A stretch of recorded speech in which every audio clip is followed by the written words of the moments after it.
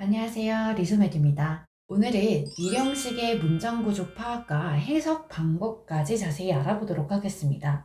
본격적인 설명에 앞서 지난 시간 우리가 약속했던 거 기억하시나요? 문장을 보면 수식어구에 괄호치기로 했었죠. 부사, 전치사구, 형용사 이렇게 다른 필수 품사를 꾸며주는 수식 품사에 괄호를 쳐서 문장을 정리하기로 했습니다. 그럼 오늘 일형식 문장부터 괄호를 치면서 개념을 한번 알아보도록 합시다. 일형식은 주어와 동사로 이루어져 있습니다. 일형식에서 쓰이는 동사들은 다른 필수 성분, 그러니까 보어나 목적어가 없어도 스스로 역할을 다 할 수 있는 동사인 자동사입니다. The rain stopped.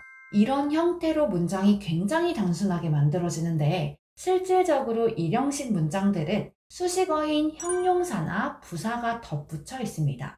형용사는 명사를, 부사는 동사 또는 형용사를 수식하고 전치사구는 명사와 동사 모두 수식하기 때문에 이러한 수식 품사들이 붙어서 일형식 문장이 길어지는 경우가 많습니다.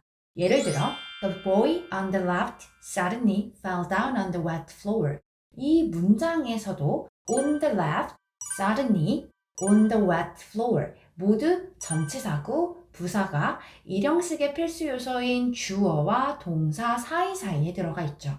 약속했던 대로 모두 괄호를 쳐보면 The boy fell down 이 핵심 문장이 되는 겁니다. 이렇게 수식 품사가 많은 이유는 바로 그 소년이 넘어졌다의 설명보다 왼쪽에 그 소년이 갑자기 젖은 바닥에서 넘어졌다라는 설명이 더 자세한데요.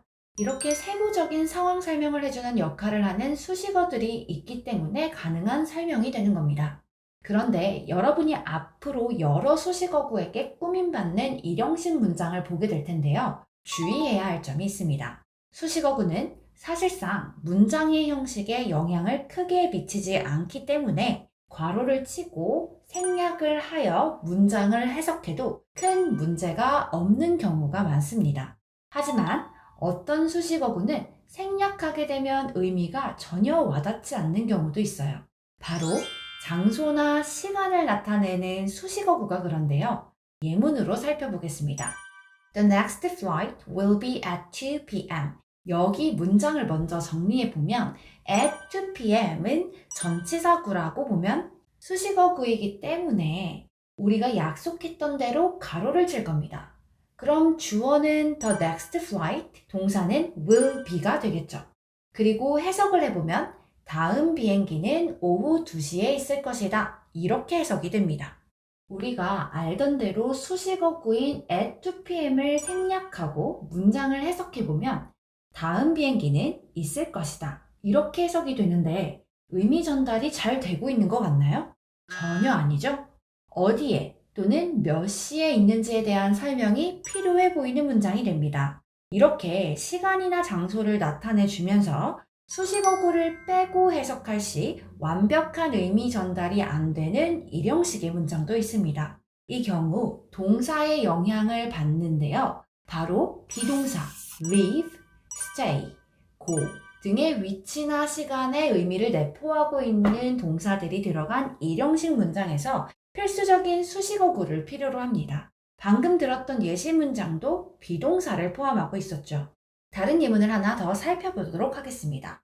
우리는 살고 있다. 빠르게 변화하는 정보화 사회에서 여기서 in부터 society까지 전치사구로 수식어구 역할을 하지만 생략을 하게 되면 우리가 어디에 살고 있는지에 대한 의미 전달이 명확하게 되지 않습니다. 그래서 이 경우에서도 반드시 포함해줘야 하는 필수적인 수식어구가 되는 거죠. 자, 그 다음은 일형식 문장에서 쓰이는 동사입니다. 특히 일형식에서는 동사의 의미를 잘 알고 있어야 하는 경우가 많습니다. matter이 대표적인 동사라고 볼 수 있는데요. 명사의 형태로 문제라는 의미를 가진 이 matter은 동사로도 쓰일 수 있습니다. 동사일 때 matter은 중요하다, 문제가 되다 라는 의미로 쓰입니다. 그래서 Skin color doesn't matter in friendship. 이 문장에서도 보면 피부색은 문제가 되지 않는다 또는 중요하지 않다. 우정에 있어서 이렇게 해석이 됩니다. 다른 예도 하나 더 볼까요? 이번엔 last라는 단어를 써볼게요. last는 마지막의, 최후의, 마지막으로 등의 형용사나 부사로 많이 쓰이지만 동사로도 쓰이는 단어입니다. 동사로 쓰일 때는 계속되다, 오래가다, 지속되다, 견디다 등의 의미로 쓰여요. 그래서 the meeting lasted 2 hours 이 문장에선 그 회의가 지속되었다 2시간 동안으로 해석이 됩니다. 이렇게 일형식에서 주의해야 할 부분은 동사입니다. 단순히 일형식에서 쓰이는 동사의 경우엔 의미가 달라지는 경우가 있기 때문에 보일 때마다 외워두어야 합니다. 이렇게 해서 오늘은 일형식 문장에 대해 심도 있게 다뤄보았습니다. 일형식 문장은 주어와 동사로 이루어진 굉장히 단순한 문장 구조의 모습을 보이고 있지만 주어와 동사를 수식해주는 여러 수식어 구들로 인해 문장이 길어지고 복잡해집니다. 이 중에서도 우리는 생략하고 해석해도 되는 수식어구들과 생략했을 시 문장의 의미 전달이 되지 않아 생략하지 않고 쓰여야 하는 장소, 시간의 수식어구들이 있습니다. 그리고 일형식으로 쓰이는 동사들 중 해석에 유의해야 할 동사들 2가지를 배웠습니다. matter과 last 또는 last였죠. 이 밖에도 더 많은 동사가 있지만 차차 익혀가 보도록 하는 걸로 합시다. 오늘 제가 준비한 영상은 여기까지입니다. 끝까지 시청해주셔서 감사합니다. 오늘 영상이 유익하셨다면 좋아요와 구독 부탁드릴게요. 감사합니다.